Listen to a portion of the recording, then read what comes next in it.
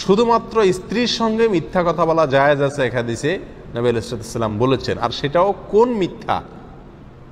সব মিথ্যা বলা স্ত্রীর সঙ্গে জায়েজ নাই। আমরা অনেকেই এই হাদিসকে ভুল বুঝি এবং বলি যে স্ত্রীর সঙ্গে মিথ্যা কথা বলা জায়েজ আছে, অতএব 500 টাকা দিয়ে মাছ এনে বলবো 300 টাকা, স্ত্রী খুশি হয়ে যাবে। 1000 টাকার শাড়ি কিনে বলবো 2000 টাকা, স্ত্রী খুশি হয়ে যাবে। এভাবে যত রকমের বাটপারি আছে সবগুলা করব।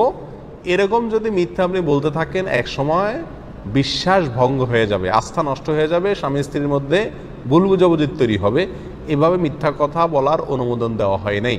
নবী আলাইহিস সালাম হাদিসে যে স্ত্রীর সঙ্গে মিথ্যা কথা বলার অনুমোদন দেওয়া হয়েছে, সেখানে মিথ্যা বলতে উদ্দেশ্য হলো স্ত্রীর গুণাগুণ বর্ণনা করার সময় বাড়ায়া বলা, এমন কথা বলা যেটা আসলে বাস্তবসম্মত না। এটা রূপকার্থে এবং স্ত্রীকে খুশি করার জন্য জায়েজ আছে। যেমন স্ত্রীকে বলেন আপনি, তুমি চাঁদের মতো সুন্দর,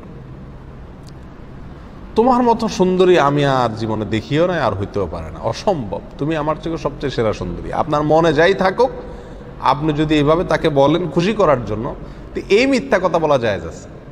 ফুসলানো ফাসলানো অর্থাৎ সম্পর্ক ভালো তো সৃষ্টি করার জন্য, আস্থা তৈরি করার জন্য, আন্তরিকতা সৃষ্টি করার জন্য, আপন করে নেওয়ার জন্য, যেটাকে আমরা সরল বাংলায় পাম্পট্টি বলি, এই টাইপের পাম্পট্টি টাইপের কথা বলতে গিয়ে যদি অবাস্তব কথাবার্তা বলেন স্ত্রীর সঙ্গে, তাহলে এটা জায়েজ আছে।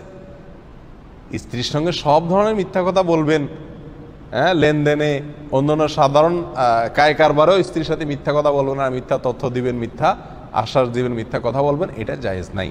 অনেকে জিনিসটা ভুল বুঝেন।